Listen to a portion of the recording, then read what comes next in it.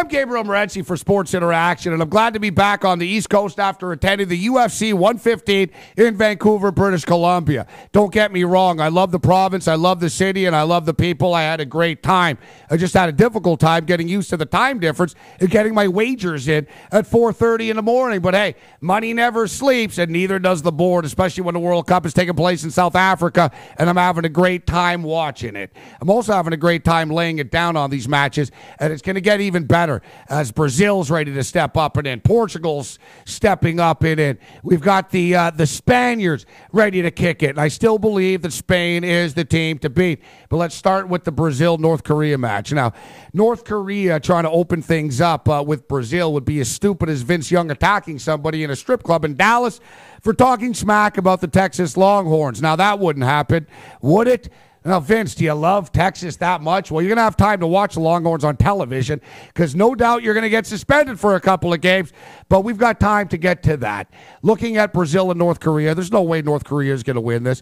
The only question is by how many goals does Brazil win by? Do you want to go for the correct score or do you want to get a little bit more cautious?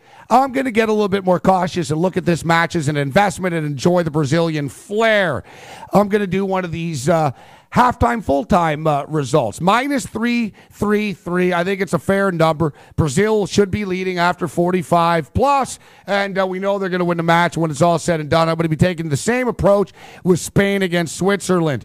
Now, this match is going to be a little bit tougher for the Spaniards than the North Koreans going to be against the Brazilians. Some people think that Switzerland are a dark horse, and I'm surprised that Spain aren't more heavily favored against Switzerland than they are in the minus 460 range. I'm going to be taking a look at a halftime, full-time result. I don't think Spain holds back. I'll lay the minus 160 plus, give or take, for Spain to come out. Take a look what they did against Poland. 6-0 in their final tune-up. I don't think Brazil will play as cautious as some of the other sides are. And as much as we've enjoyed taking the unders, I think we're going to start to see a couple of more goals start to cross the line. Agenda, hey, I don't know, but I do know one thing. I know that France better put a ball in the net. Otherwise, they're not going to be welcome back home in Paris or anywhere else in the country. Now, speaking of agendas, it's not as if though the NBA's never had an agenda in the past when it comes to playoff games, right? I mean, no. I mean, Tim Donaghy never happened. There's never been an agenda. Patrick Ewing went first to New York. Yeah, I know, you've heard the conspiracy theories. Well, one thing that I noticed when the NBA Finals started was that ABC said NBA Finals, June 3rd through to June 17th.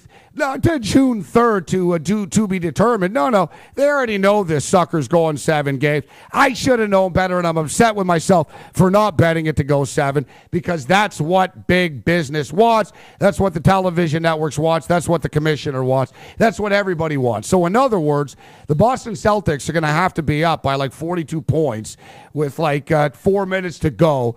Otherwise, I think a lot of weird things are going to happen, and the Los Angeles Lakers are going to end up in a Game 7. Then, hey, anything can happen. I think they got their wish. They get 7 games.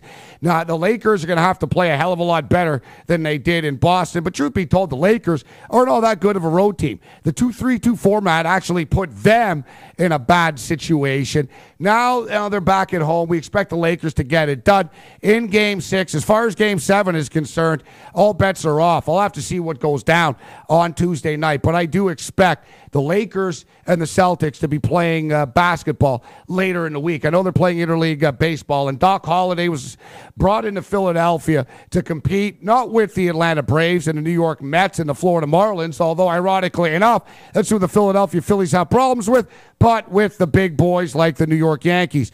If you take a look at Doc's numbers with his career with the Toronto Blue Jays, very, very impressive against the New York Yankees. Philadelphia is struggling. Doc is not. I'm Gabriel Morency for Sports Interaction, back on the East Coast. Much love to the West Coast. Thanks for the hospitality. And we're going to be breaking down more matches and more fights coming up this weekend. May the winners be yours.